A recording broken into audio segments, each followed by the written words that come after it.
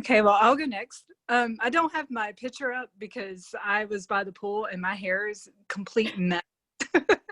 But my name is Sharon, and I decided to take on reading this book because I also, like Monique, have read this letter, but as a white woman, I felt like it was my responsibility to go back and read the psychology behind slavery because I wanted to better understand how this letter affected, just like, you just said, the climate that we are in now today.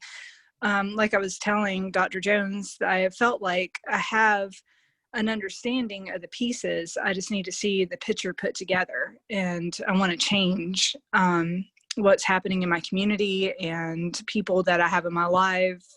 I'm ready to get serious about this and to learn a lot more. So I'm here mainly just to kind of listen and also, throw in some of my own experiences and hope that we can all grow together.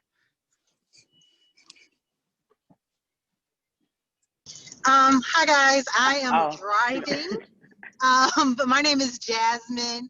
I just wanted to get on pretty much to listen tonight. Like I told Shonda whenever she first put it, I'm out of town. And so my book was delivered to my house, but I have not read it yet. My background, I am a run a day school in Birmingham, Alabama. And as I am trying to become as informed as possible, because this kind of stuff is coming up more and more with my clients. I'm seeing it in and around my community. I am a Griffin native. In fact, that's where I'm leaving from now. And so it's just to become more well informed. I am constantly looking to learn as much as I can at all times. So I'm here to listen, contribute all I can, and hopefully contribute some of my specialties and some of my research to the conversations.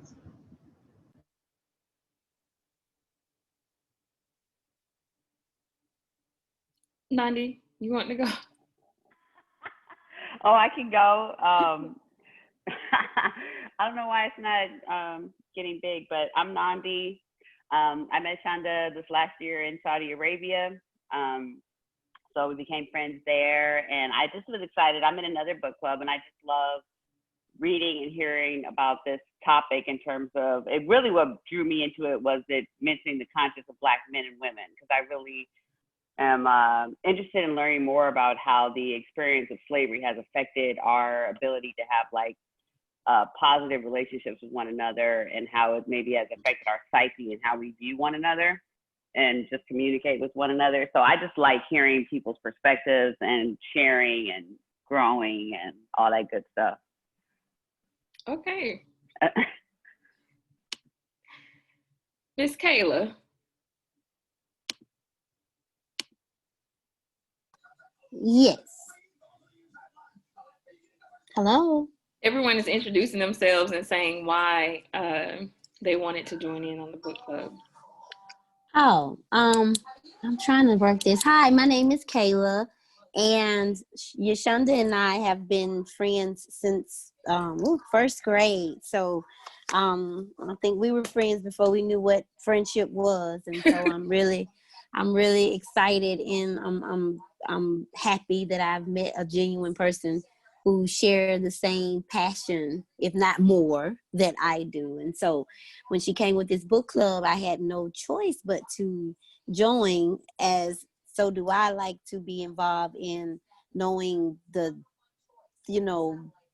everything about us, from mental to psychological to psychosocial, everything that makes us up and how we are today. It's me always trying to figure it out, and just reading the book and joining other women or men with, the same feel and the same, desire. It's just interesting. So I'm happy to be a part. Sorry to talk so much, but I'm happy to be a part of this book club. So thank you for joining, allowing me to join, Yoshunda. You're funny. I didn't have a choice. You're so silly. He's silly. So I want to go into because I know everyone read the introduction behind it, but I want to point out something he said in the introduction that Alvin Morrow stated, was that his sole intention for the publication was to help us break the repetitive cycle enforced by the psychological division instigated by the words, plans, conditioning, and abuse brought about by use of the methods devised by Willie Lynch and his counsel. And he wanted his goal to be to focus on the mental aspect of slavery in connection to the biological damage yielded by the implications of Willie Lynch's formula. And I think that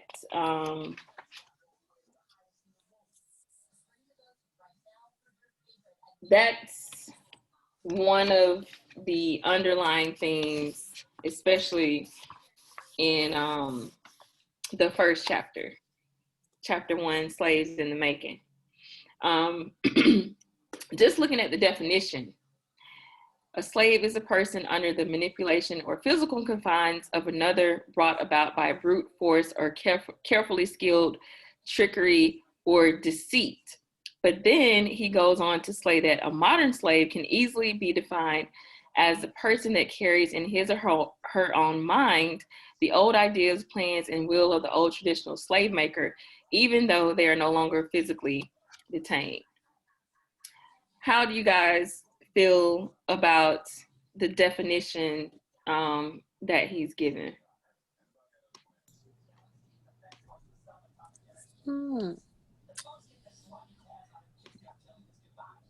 I mean, I agree that slavery is deeper than the physical constraints. There's also a mental component to it. And I think that simplifying what he's saying is just that you can be a mental slave even if you're not physically there. Yeah, I agree with that. I mean, he makes me feel as though it's a majority of us are, I mean, which it may be true, are still enslaved, mentally. We're the modern day slave. I mean, I think he didn't go really into detail. Could you tell me again what he said? Because I left my book, I'm sorry. What did he give the definition of a modern day slave who referred back to the old slave mentality, right? Right. That's exactly what he did. Old ideas, plans, and will of the old traditional slave maker, even though they're no longer physically detained. So yeah, you're right. He did refer back to that and that is what he encompasses as the modern day slave. Yeah, I agree. Yeah. But like Kayla was saying, some of the hidden undertone is as if every single Black person is like that. And that's where I kind of got threw off. So it's like I do agree with his definition, then I don't agree. Right, because if that's the case, 99% of Black people probably still enslaved, because Christianity, in my mind, is an old idea. Sorry for the religious people, but I don't think we would be Christians if we weren't enslaved by quote unquote Christians. That's just my belief. So I know that's a whole nother thing. So old ideas and plan. I mean, a lot of the Christian, and I studied theology for over a year. I got a mom and a grandmother who are evangelists and preachers. So I grew up in this. And so I think, to me, the old ideas of some of the Christian ways could enslave a lot of people who feel like they are mentally free from slavery. So that's kind of vague in a sense, So I don't know about that. Okay. Definition. I don't know if you can make a blanket statement about that in terms of all Black people being the modern day slave. I mean, I think there's all these variations and layers of how your psyche could be still enslaved, or by how you see yourself. But it all comes down to all these different things in terms of like, what's your background? What were you taught about your history or yourself growing up? What did your parents tell you about? Did you have exposure to learning about your history, or are you just going by the history books? So I think all those things influence whether or not you're a modern day slave. I think there's different levels of it. I agree with Nandi. And I think that people at this point in society are at different levels of consciousness in relation to what Mr. Morrow was stating. I don't think we can all be considered this blanket definition of a modern day slave. That but we're at different levels of our own recognition of the part that we play in the community is what I believe. I can't compare my mentality to my neighbor next door or someone on the other side of town, because I think that everyone has to walk their own path to consciousness. But I think now I would say many more people are on the side of, and I don't like necessarily saying being woke, I just say conscious, that's just me, than in previous years. I think even back in 2003 when this book was written, it wasn't to the level that it is right now. Yeah, I was saying that before we even started. Like, I want to know his perspective now, because it was really hard for me to read those first 4 chapters, because I'm like, wait, what? Hey, this might be another Black person he's talking about.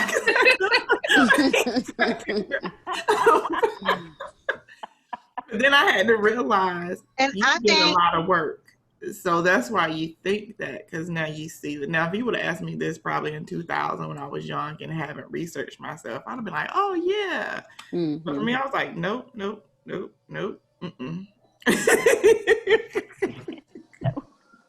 I mean, in actuality, I think that, and I'm like I said, I have not read it yet. I'm here to listen because I'm fear of missing out and I want to be on par for next week. Mm-hmm. But my psychology and therapy background, like cognitive dissonance is real. Whenever we have been raised to, so for example, so I'm biracial. I was in Walmart one day with my mom, who ever since I was little, there was a cartoon with a little girl who was left with her dog Buttons every day, and she called her mom Lady. And so I've been calling my mom Lady since I was probably 7 or 8 as a joke, because that was like my favorite cartoon. So I'm in Walmart one day, and this is in Griffin, and my mom was in front of me, and I'm probably 17, 18 at the time. And I was like, move, lady. I'm trying to get that. And I said it laughing, jokingly, lighthearted. And this older Black lady grabbed me by my arm and snatched me up and said, you know we don't talk to them like that.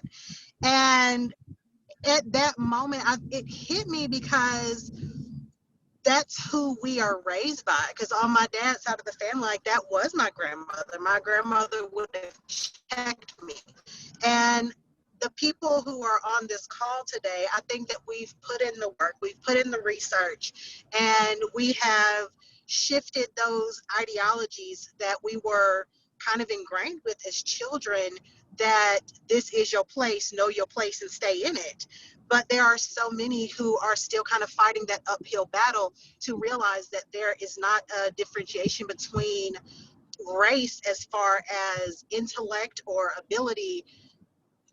Like, just because you are Black does not make you less than. And like I said, we've done the work to realize that, but I think that there are so many out there who are still working on that journey, and it's hard for them, because when they have conversations with their families reiterate, know your place.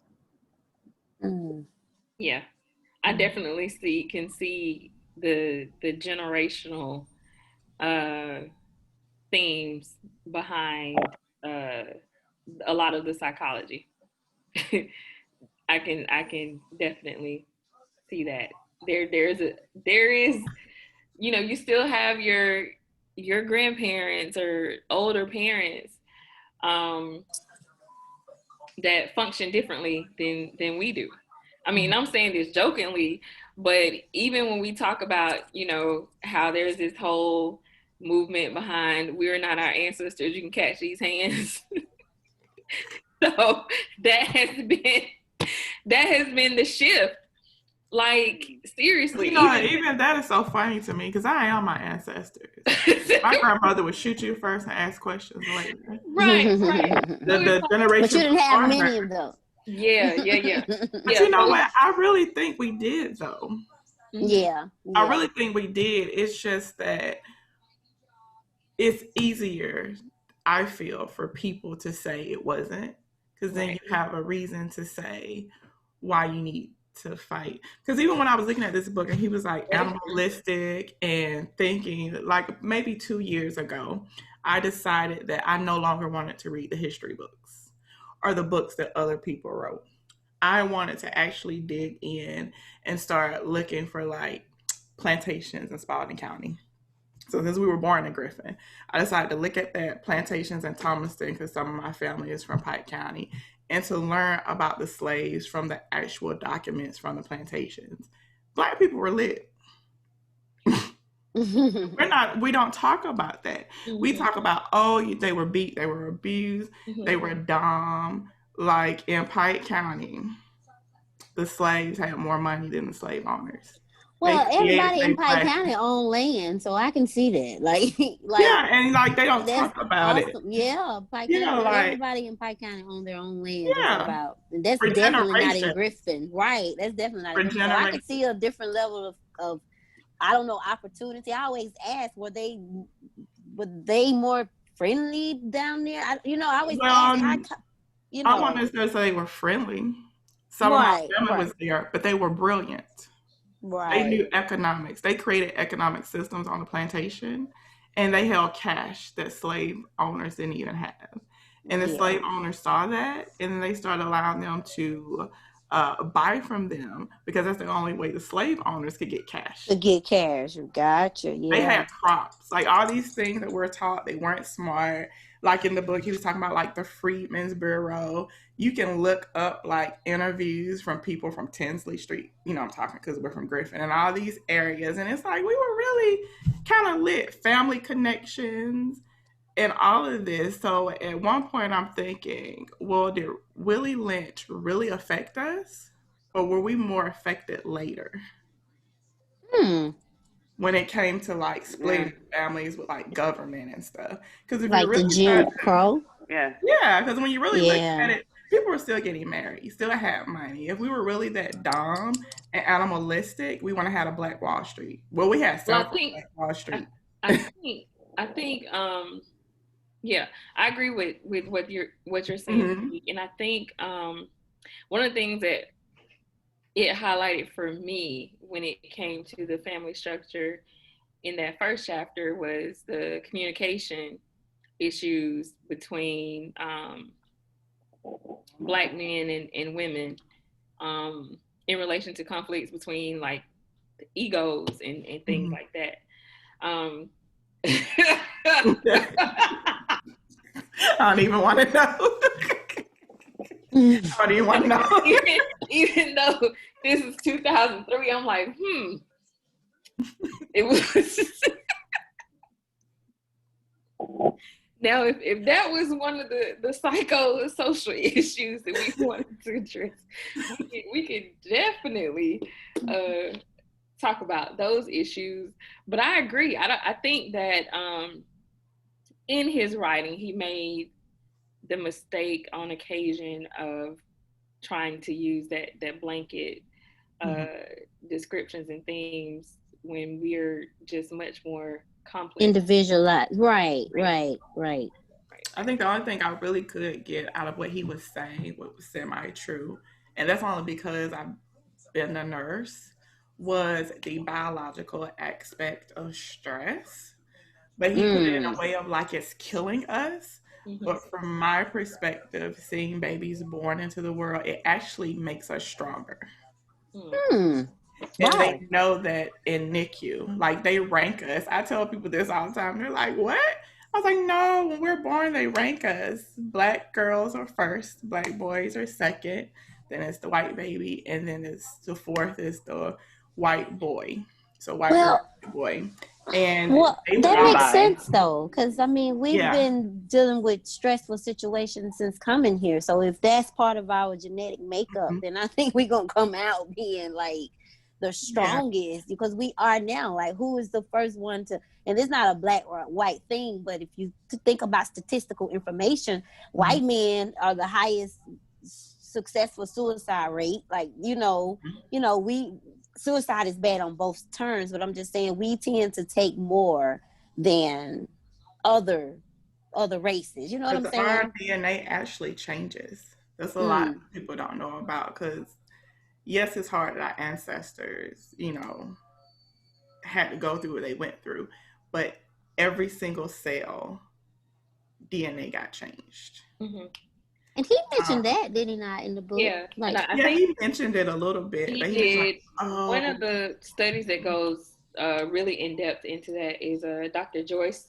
I don't know how to pronounce her last name correctly. It's DeGry, but she's the one that did the extensive research on the post-traumatic slave syndrome, and that goes a lot into talking about the genetic makeup and how things changed because of certain things that were implemented during slavery, whether it was the separation of families, whether it was the rape, whether it was the castration, whether it was overworked, being overworked, whether it Mm-hmm. was us being experimented on. So she talks about how a lot of those things are definitely cemented in our DNA. I was looking at how I saw an article where they said that the Surgeon General, the black guy, was trying to figure out why black people were afraid of getting vaccines. And I'm like, he didn't do his history? Who is this dude again? Oh, he worked for Trump. That's why. Oh my God. Does he not know the history behind that? Everybody knows the history behind that. Like, it's deeply ingrained in our DNA that we're fearful of going to the doctor because we don't trust them for that reason. That is something that has been passed down from generation to generation. I'm like, this dude with all of his knowledge, what did his family teach him? Right. That's just like him asking, why does black people fear police? But go ahead. Yeah. Right. Your DNA. And I mean, it's true. It's so many, that's why I'm saying so many dynamics beyond the Willie Lynch letter. I always had to be an advocate for patients. And I tell people, we were even taught in school that black people tolerate pain better. And I always had to be the advocate of, this person just had like a major abdominal surgery, a C-section, so why we're not giving pain meds?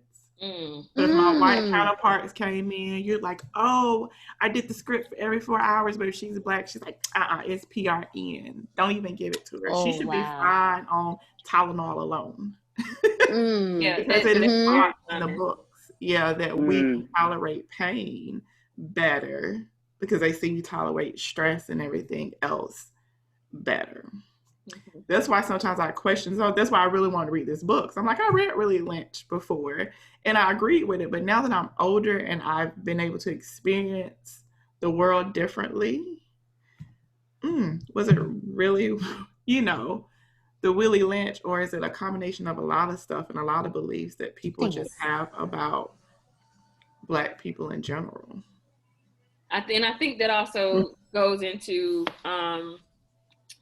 what he was talking about when he was making the distinction between the slave maker and the slave master. And we're focusing on the slave master as a person who has studied the spirit, soul, and psychology on a subject in order to master the internal operating principles that actually makes the person tick. And this method would ensure the control of the Negro state of mind for at least an entire millennium, which is 1,000 years. 1,000 years, right. So do you feel like a lot of the stuff that the slave maker has, a lot of stuff that the slave master as far as those ideas that have been pushed as an agenda for so many years has had a serious effect on the Black community. I'm thinking on page 21, I wrote on my notes that the author appears to say that America is or has carried the weight of the damaged people or the master slave. Is that what he was talking about in that chapter? Like America's carrying the burden, right, of the damaged, which is the master slave. Mm-hmm. And so basically with him putting us in the blanket, he's saying that most of Black folks are master damaged modern slaves. Right. He gives no hope. The mentality. The mentality. I think for me, I think we still carry like the way we upbring our kids when it comes to like spankings. Things of that for family. I think that was carried over because this is just me. I think in slavery, the only thing we carried over, we don't know how to handle emotions. They taught us to keep in line, we beat you, right? You didn't have, like women, you didn't have the option to cry if your baby was sold or killed or just whatever they wanted to do. You didn't have an option to break down and be depressed if you were raped. You just kind of like prepared your children, like a disassociation, you prepared your children to work, and you may or may not see them again. You did get married. That was a part of something that you could do in slavery, but you might be separated from that too. So I think we do carry a lot of mental issues in that aspect, and then the physical punishment from slavery when it comes to like the slave master creating their slaves. We became like emotionally dead. And the carry over too, yeah. Yeah, and the only way we really can like understand, or not understand, express it is through beatings. Because that's what we did. Certain families, I think. We touched on it. Go ahead. Touched on. Oh, okay. So we touched on it a little bit earlier, but I mean, trauma is passed down. Like as you were talking about the biological differences of the body, it shifts the structure of our brains as well. I'm actually in the middle of a research project for work that talks about how trauma affects the brain.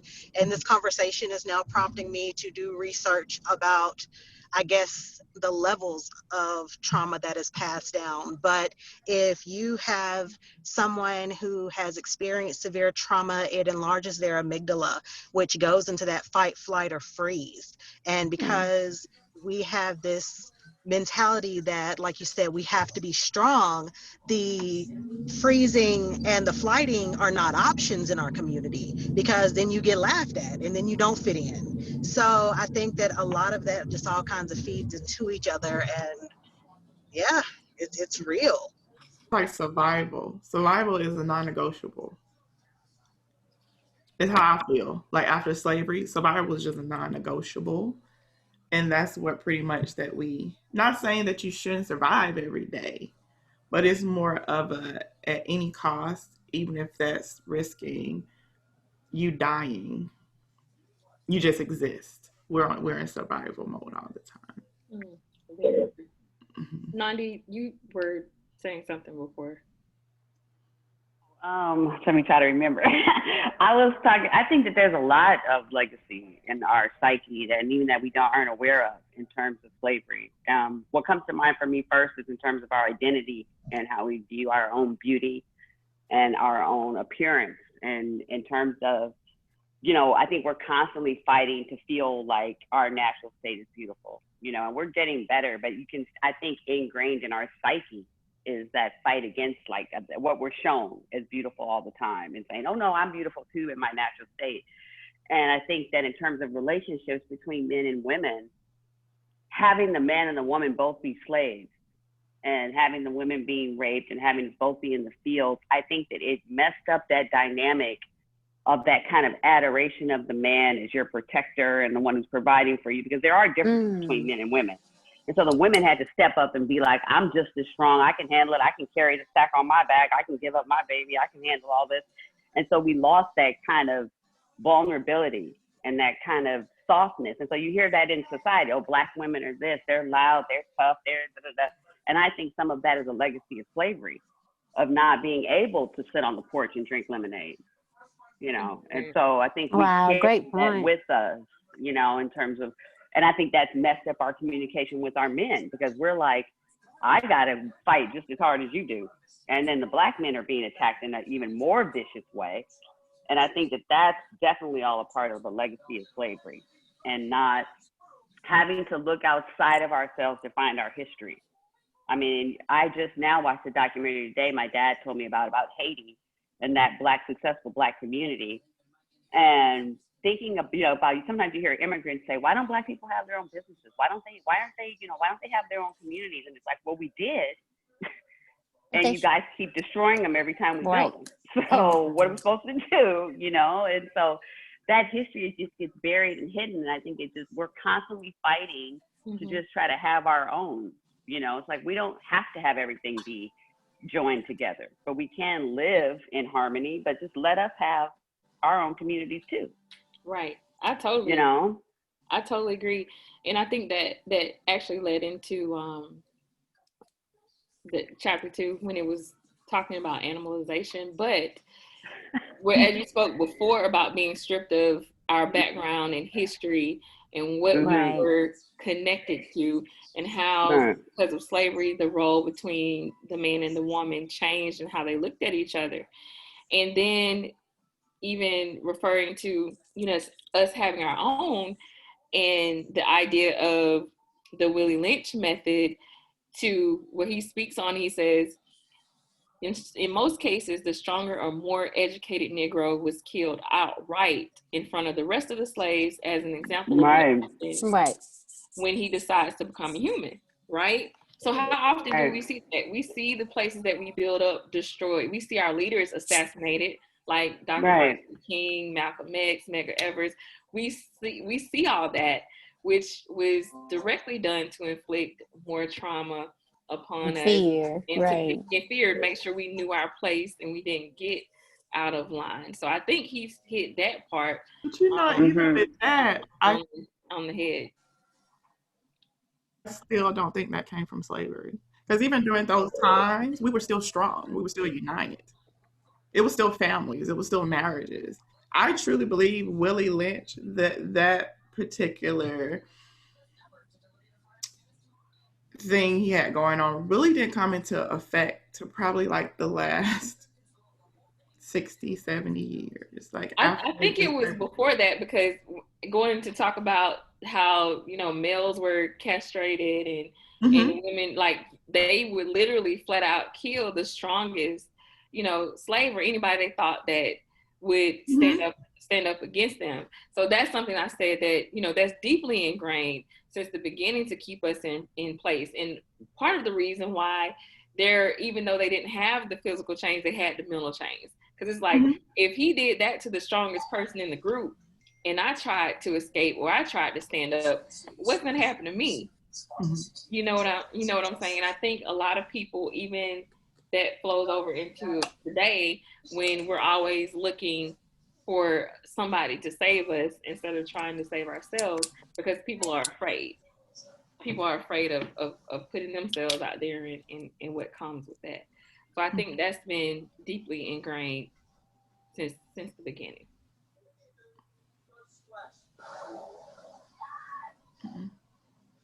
Yeah. I don't know. And even with the police and what the police brutality and all of that kind of stuff, to see that there's a legacy of slavery. I mean, I think that Black people, when we see an officer, we don't think, he's going to help me. Or, you know, if you see the sirens behind you, you're instantly uncomfortable. Like, oh my goodness, I hope I'm not speeding, and I hope what's up, you know, because you just don't want it to go left.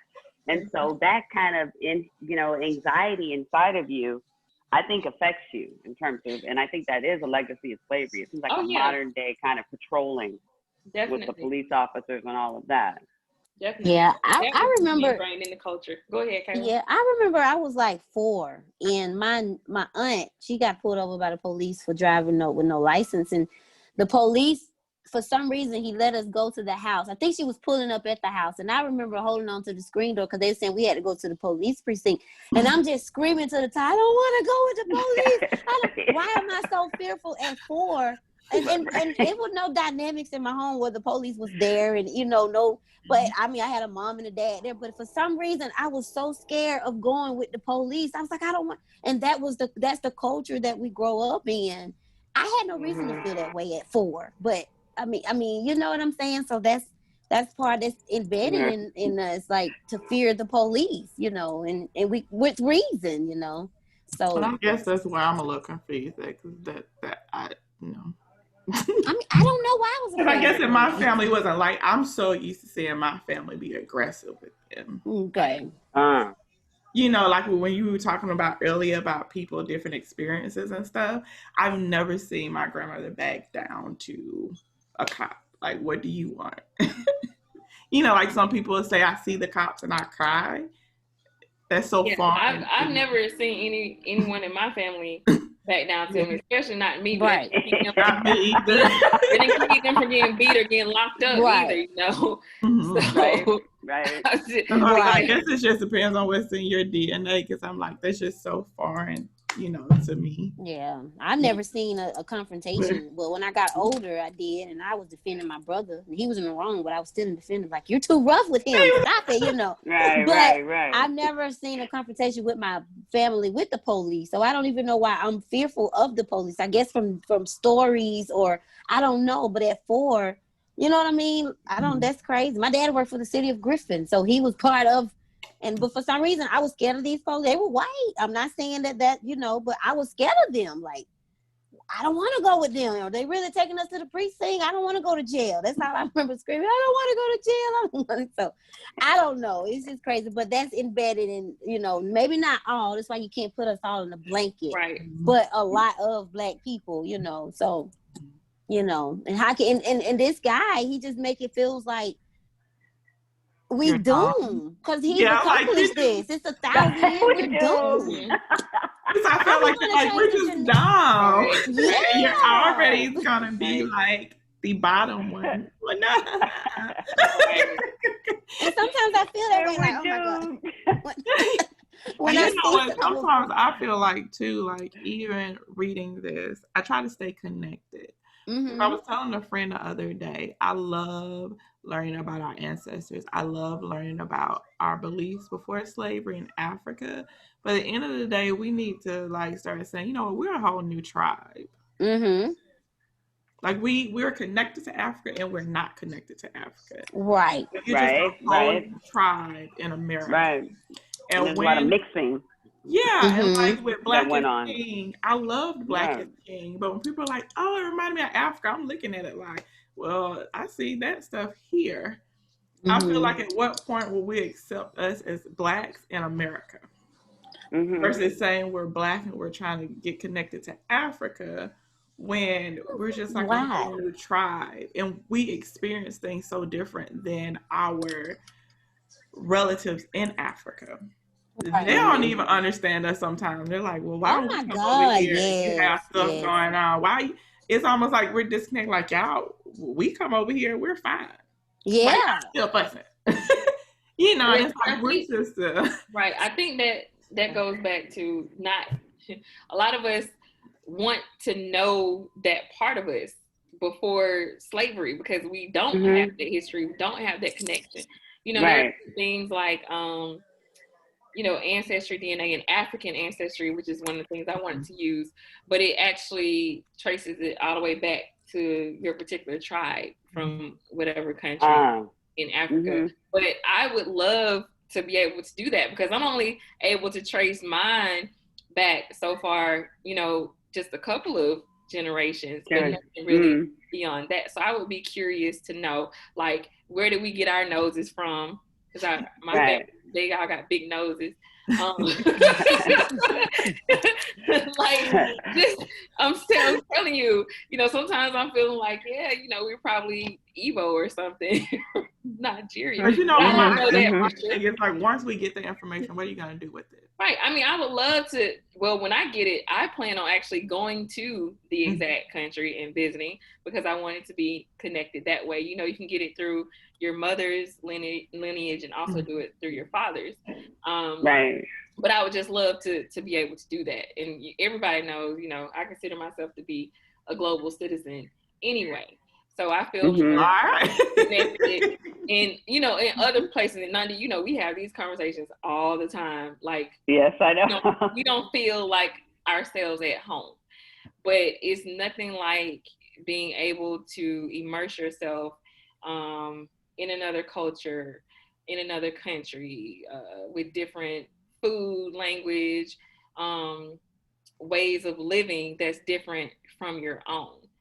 Because you start feeling more connected outside of, where you're initially born or whatever. And there's a little bit of sadness, I was talking to my friend today about a project. She's Italian American, and she talked about her father immigrating here and teaching her Italian and him going back to his hometown. And, I remember being younger and thinking, gosh, that would be nice, to know, even if my answers aren't still there, just where, because you see people in Africa, I've seen South Africans. I know I'm probably not South African by the way their features look.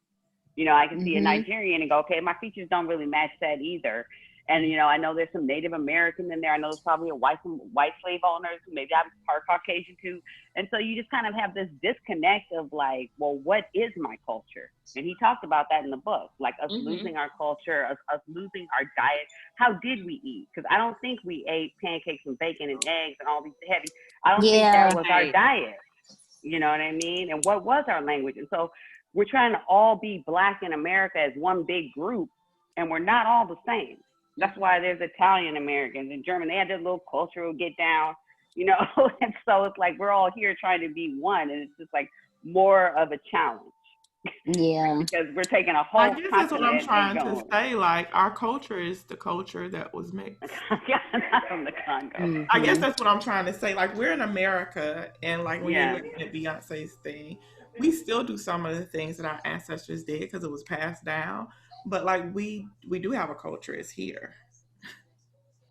And so we're looking at Willie Lynch. It just happened. It happened. It happened. But we're here in 2020. What are we going to do at home? Because at this point now, we are home. Now I do want to do the African ancestry too, and find my tribe and learn about them and things of that nature. But we have culture here. But I think yes, we have culture here, but if we're talking about embedded culture, then that culture, but it still came along with us from somewhere is the thing. So I think that we should definitely always try to maintain that connection regardless, even if we do go forward to build our own things. But I'll also say that being that I'm sure the majority of us have, well, pretty much all of us, if we want to talk semantics, but some type of origin from Africa, right? We're going to agree with scientists and say that was basically the cradle of civilization. But I think that for us, it would be ideal to want to have that connection, because I'm looking at, I know you said that we're basically home. A lot of people don't feel like that though. I've looked at like a lot of repatriation back to different countries in Africa, because people wanted to be there, where they felt like that's where their ancestors, they were closest to their ancestors. They have more business opportunities there. Ghana has done their year of the return program, where they're making it easy for us to repatriate back and actually giving people resources as far as land and allowing them the fast track to opening businesses and being able to become a part of, the culture there. So I agree. It's good for us to build on what we have here, but I don't think that we should completely shut out learning what we can learn, you know, across the ocean to see how no. they made it work, you know, as a whole. Yeah, that's what I didn't mean. Keep turning up. They keep turning Mm-hmm. up and getting lit, and it's like it's getting old. Like I was on the total bandwagon of like I don't even need the African American title because I know who I am. I just wanted to be considered an American. Right. Like give me the rights and the opportunity of any American here. We can just do it like that. I don't need the race delineation on the application. I don't need any of that. I mean, I think it's Go ahead. I wasn't keep turning up. If you're gonna keep turning up, then I would like to have an exit option. Right. So we talked about this. I think it's we talked about this a couple times. But no, she's serious. We had this conversation on numerous occasions about how, because we travel so much and live in so many different countries, but when you're in other places, before anything else, you are considered an American. Mm-hmm. Right. Everything else after that, you're Black. But at home, you're considered Black and maybe an American. I mean, I think it's wordplay to me because I mean, we're all from somewhere else. Right. I mean, you know, even whites, like European, you should be European Americans, not just white. But it's a disconnect to tell us you're really not. You're African American, you know what I mean? But we're white, and we know that's Jesse Jackson's fault for pushing that agenda. Yeah, because I was like, why you know that? The African American agenda. Well, I'm done with that. I've never been to Africa. I'll go with Black. That was so confused. Black is who we are. This is our culture. We're Black. I wasn't in Africa. You know. So give me what you give them. You know, which even with the name. I used to work for some Arabic people and I was filling out some insurance paperwork for his family. And I was like, hey, Abdul, for your ethnicity, they had white, Black, non-Hispanic, all that. I said, I'm going to pick other, right? Because you're Arabic. And he was like, no, killer. It's white. They teach me in immigration to click white. What? So is that why the numbers is 30-something%? So you see what I'm saying? Like it's all very true. You know, like oh my God. So calling us African Americans is like a disconnecting us from this land in a sense to me, you know. Yeah, and I think that's why a lot of people are like, where do I belong? Right. Like, should I go back to Africa with my people? Well, we go there and then you don't feel like you belong. Like you don't. Like I hear what you're saying, but I read a lot of stories that we're not too accepted over there. My computer's about to die. You know, as much in certain parts of Africa, like even some Africans over here, they don't think that we're them. You know what I mean? Why do you think they feel that way though? What do you think? Because we're not from the land. I've actually asked now all of them are not like that. I have some friends that are really, I love them, but the ones that don't, they'll say, because you're not African. And I'm like, but what does that mean? They're like, you just Black, you're from America. You don't know anything. Like they totally disconnect. That's why I say they feel like we're a whole nother tribe of people. Yeah. Away from some of the them motherland. do. But we also have to understand, even when we're talking about other places, and I've had to have this conversation numerous times. Now I don't know, any other person's experience with racism anywhere else. But if you ask the question to people, and I've seen this in a couple of discussion threads, it's not because they really feel like there's an issue as far as Black people, but it's what the media has portrayed for so long that makes it think, makes other cultures think that we're a certain way when we're not. Which is, it's been done on both sides of the coin, because like I said, if I had believed everything they told me about China, I would have never gone there. Yeah. Or even about Saudi Arabia, I would have never gone there. So it's on, both sides of the coin with how we're portrayed to other people and how they are also portrayed to us.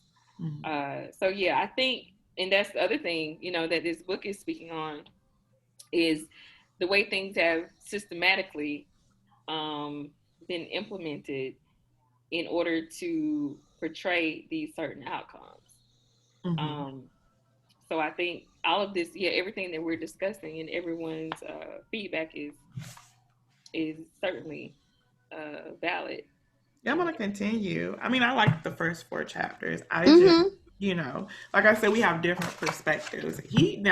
What he implemented really did work.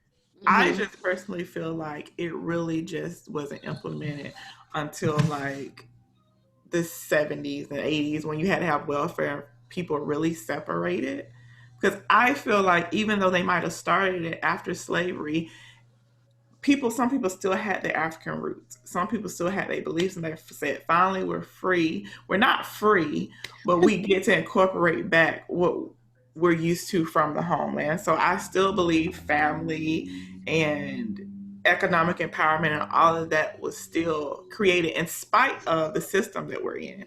So I'm not saying the system didn't exist. I get what you're saying, but I think that it was before then, because even when it comes to being free from slavery, they didn't know what they were.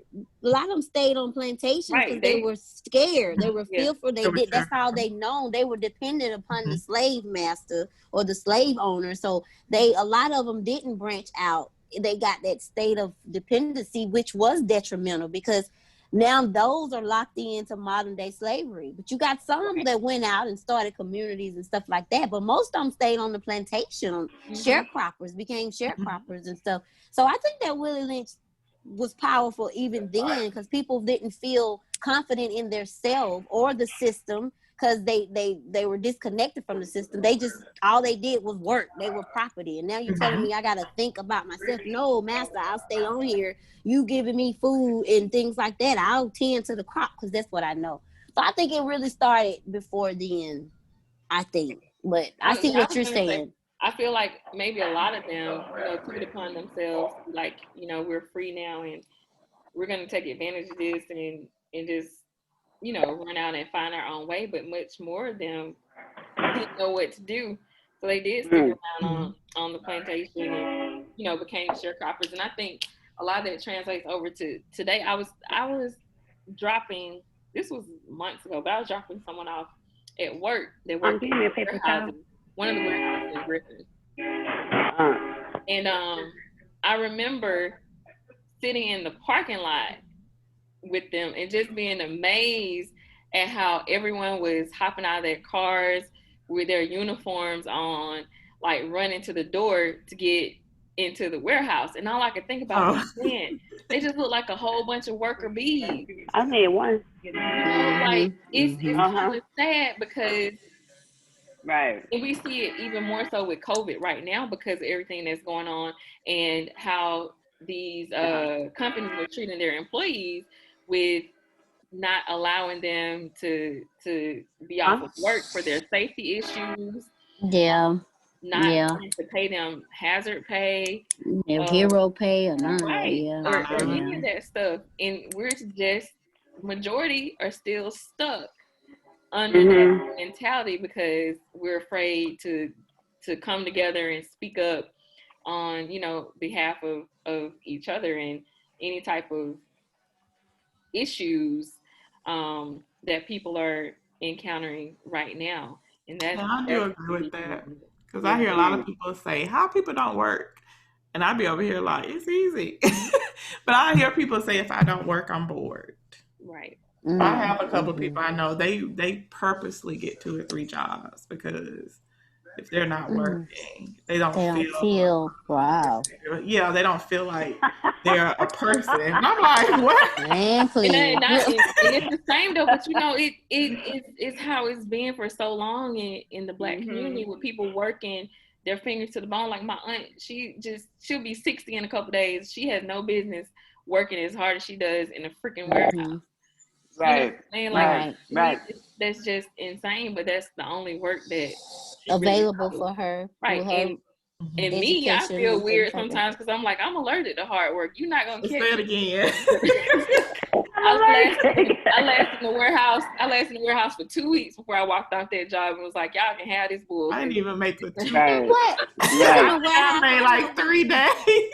I did like 3 days and was like, You know, but speaking of warehouse, if you think about it, and my boyfriend he went to private school, so the school system prepares you for warehouse work. I mean, even when it comes to having a 30-minute lunch, you know what I'm saying? And and being in alphabetical order and staying in your chairs. And he said in private school, we were in groups. We didn't have chairs lined behind each other. We were in group settings and we expanded our, you know, they equipped you to be this worker or this modern day slave. So in the sense, based on this guy's book, over 90% of Black people are still modern day slaves.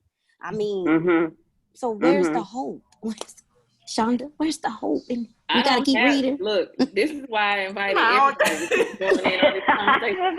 I don't have the answers on my own. No, I'm not saying you have the answers. No one have the definite answer. Yeah, no, I know we're joking. We're joking. Man. No, but this is why this type of discussion is discussions we have, because everyone has their own different ideas and opinions, and we're just trying to figure out, you know. That's why I'm glad for us to be in like the digital era. Yeah. Because, like even with my daughter and the younger kids, they were just like, I'm just going online and make some money. And you start talking to my mom about that, who's 63, she'll be like, who don't hit no clock? Y'all making money. Like she don't want to retire. Mom, what you talking about? I feel a little bit longer. But my daughter, she's like, Mom, can I go ahead and start selling lip gloss? Like she been selling candy at school, and the world is just open to her. Like, right. And I think because we're in the digital era now, you do get to see. Before you had to be invited to the table. Now you get to see the table sometimes without even being in the room, because so many people expose their lives.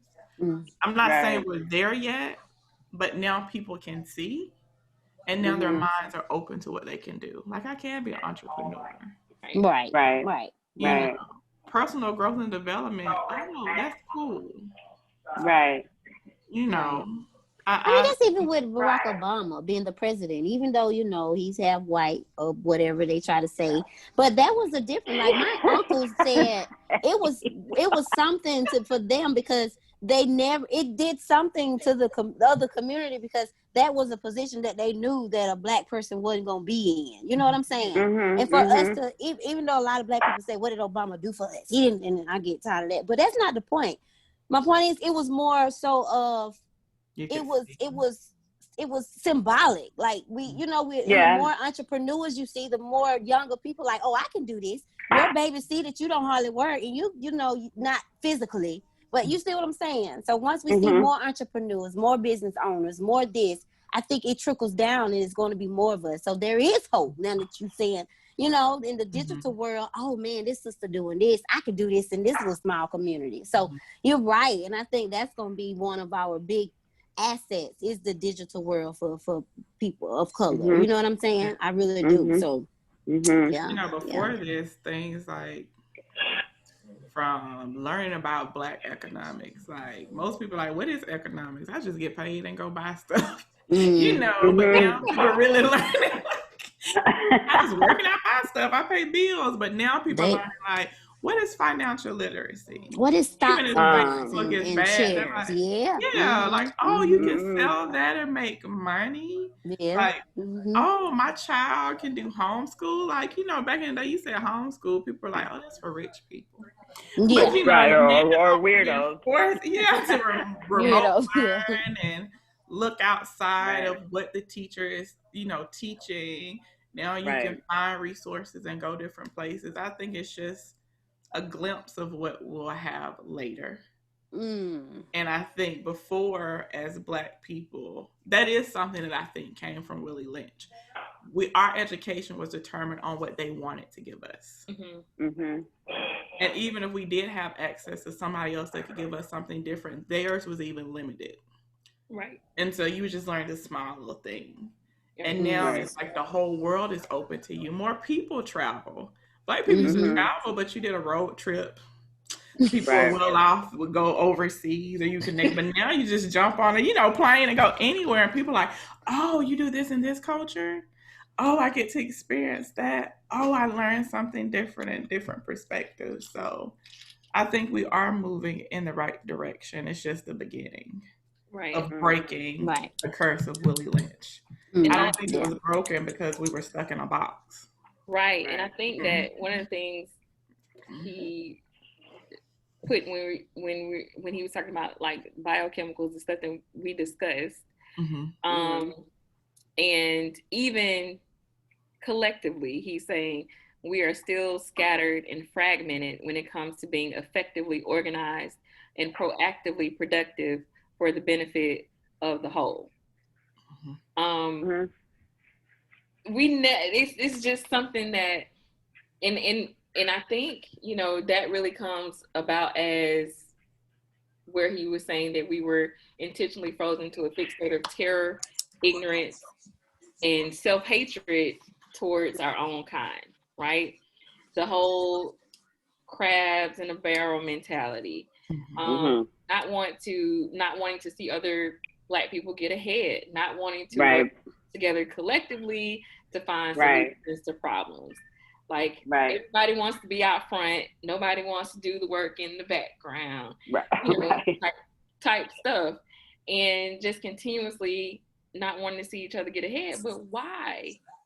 I think that I'm not going to say it's not that we don't want to see each other get ahead, but I think that for so long there were only so many seats at the table that they would let us have.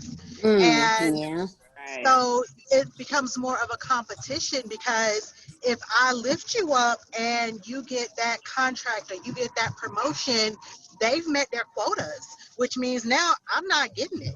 So it's hard to be proud of other people when you're competing for such a limited number of slots. That's a good point. Yeah. That has created that. Yeah. I think insecurities do that too. Because I'm not going to lie, there's still something that I still don't understand. Because I tell people all the time, the white lady, I don't hear no more shit. But like, Oh, she's not. It's in my mind when people talk to me and they start talking about white people. I don't want to hear that shit. Fuck these white folks. That was the only privilege I had growing up, because my mom put me in places from 3 years old to see how white people operate. And I've even taken their ignorance, even the ones that I'm not going to say are bad, but they still see you like a charity case. Like, oh, poor white person. I took that to my advantage and I learned stuff. But on a typical day, I don't give a damn about them. You ain't got to like me. You have to respect me. But when it comes to my people, especially as a Black woman and working with other Black women, to be somewhere and be like, I'm celebrating you. Like, say, for instance, in nursing, I spent most of my days cussing white people out because they was trying to get me out of my position. And then looking at my sister that looks like me and going, why are you competing with me? Like, they looking at all of us. Like, I don't like you. I'm trying to help you, but you're so insecure that you want them to know that you're so smart. You're so bright. You're so brilliant. That you're like trying to attack us. So like, I'm to pick me. Girl, we all to them. Can we just like be together and do our job? I'm not trying to up you. I'm just trying to work in my genius. You should be doing the same. We're here. He talks about that in the book, right? In terms of the strategy. How they pitch us each other, highlight differences. The light skin, the dark skin, the good hair, the bad hair, and I think there's even this thing of like, you're not Black enough. There's even this thing of, I remember coming back to Oakland from Iowa and going to McChesney, which was kind of a diverse school, but predominantly Black, and immediately was like, why do you talk like a white girl? And I'm like, because I just came back from Iowa. I don't know. This is just how they talk there. But there's an assumption sometimes within the Black community, if you're not acting Black, with whatever that is, you know what I mean? And usually that means you're using slang, or your vocabulary isn't as advanced, and all that kind of you're not saying ain't. And all of that is cool, but there needs to be a broadening of what Black is, and not that Black is this one thing. you know, and that if you don't come this way, then, you know, I don't think you're down with me because you talk this certain way. It's like being open to people having different Black experiences, you know, right. not taking my Black card away.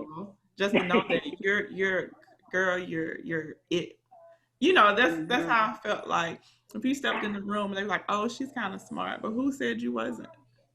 Like, you're in the same room with me, so apparently you are. We're in the same room, so it's enough room in the sky for us all to be stars. Like, but like she said, the one, I don't know who it was that said, when there was limited seat at the table, that created that competitive spirit. You know what I'm saying?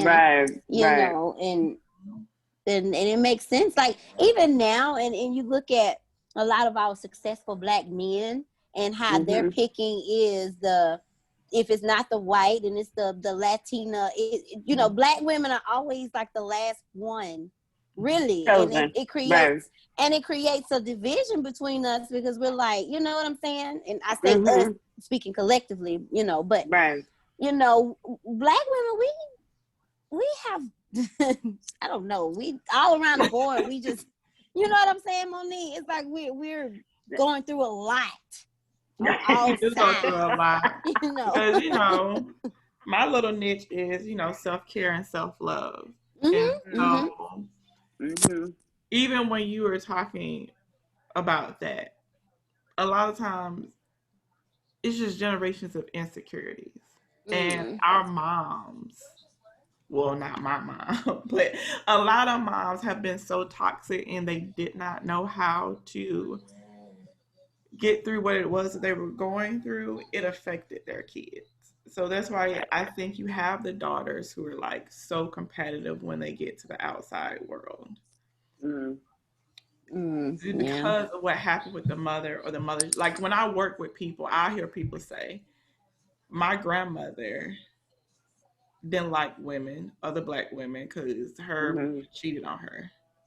And so then she told my mom, you need to watch out for Black women. And now the woman I'm working with feels the same way. Because it's been down. Or if she was at work, somebody took her job. And so they just kept telling every woman, you need to, like, make sure you do something so they can boot her out so you can be number one. Now, where that came from before that, I don't know. But that's the type of things that I have to work with when I'm working with different women. It's like the insecurities and the lack of confidence and self-esteem. And I mean, I think that has been deeply embedded, and you can take that all the way back, you know, to the plantation with the house Negroes and the field Negroes, and incorporate what's correct as far as the European standard of beauty and right. You know, going about things that way, and when you're constantly bombarded with the ops idea of what beauty should be, because we go through that a lot now. I done had some conversations with some dudes where it pissed me off because to give you an example, if we want to talk about going into this election and his choice, Biden's choice of VPs, and why they would choose a certain person over another person because their hair is natural, or they're not, you know, skinny enough, or they don't dress a certain way, or they don't carry themselves like a woman. You know, those are the things that you're competing with, not just from other women that has been embedded, but it's also from the men, because this is what their idea now is of beauty. Even my whole conversation when people say natural hair is not for everyone. I'm sorry, what? It grows out of I don't get that. How could it not be for you? Because it's not for everyone. Right. Like, if it didn't have the chemical products, it would have to be for you every day, would it not? I mean, I don't know. Even with the men, I think sometimes, because I know some men want me to work with them, and I'm like, you really hate your mom, don't you? And they really do. They hate their moms, and so you see it a lot now. That's one of the cons of the digital world and social media, is that they get online and they talk bad about Black women all the time. They'll choose somebody who's not Black or what they think is exotic, And then when you get down to it, it's like, I hate my mom. That's where you came from. So if you kind of hate, well, this is my philosophy, and they can go back, and I can see that coming from Willie Lynch too. Because to me, if you hate your mom, you hate yourself because you're part of your house, your mom. Mm-hmm. Right. So it's self-hate, and that's the division between the black female and the black male. Mm-hmm. Right. And not being able to communicate. Right. It ties all into together. It does tie together. Yeah, it does tie together. Well, ladies, we've done it. Like, we're in an hour and 25 minutes, actually. Wow. So we interesting. We still got 5 minutes left if you guys want to throw some more things out there. Yeah, I think that 5 minutes going to end up being 15 once we open up more ideas. I can tell her something in 5 minutes. Yes. You can go smoke one for me on my behalf. Yeah, I know, me too. Don't worry. I'm so jealous. Don't for me on my behalf. You feel me? Like, Oh my gosh. But seriously, what I'm gonna do is I'm gonna create us an actual group on Facebook. So if you have any ideas or you see anything else that you think is interesting, you want to share with the group, you can just put it on there and we can talk about it that way. As we're doing things throughout the week and working on reading chapters 5 through 8. Okay. But I enjoyed myself today. This was so much fun. I did too. Thank you for organizing it. I love meeting everyone and hearing ideas. Nice. Yep, nice meeting all of y'all. I think it was very interesting. Yeah. Yeah, you too. I saw Keith jumped on for a minute, but I think he thought it was too many women, so he jumped off. And it would be nice to get a black male perspective. Like, I know. Yeah, Jermaine said he was going to join, but I think he's going to join next week. And I know Shagun was running his mouth in the background, Nundy, so he could have easily. Yeah, I'll ask him. He's over here playing StarCraft. I'll see if I can get him in for next week. He might. I'll tell him, Sean, to say, "Where are you?" Right. He'll probably be pretty silent, but he might join in. Yeah, because we never get a chance to hear the black male perspective. Okay. I'll work on it. You have to grab Jeremy next time too and get him. He likes to talk. Yeah, he knocked out now. We got to figure out dinner. I know, right? But nice meeting all y'all and talking to y'all. I can't wait till next Sunday. Next Sunday, Shonda. Yes, and then whenever we can get this whole COVID thing under control, doing a personal meetup. Yeah, I would love that. Would be great with cocktails and mimosas.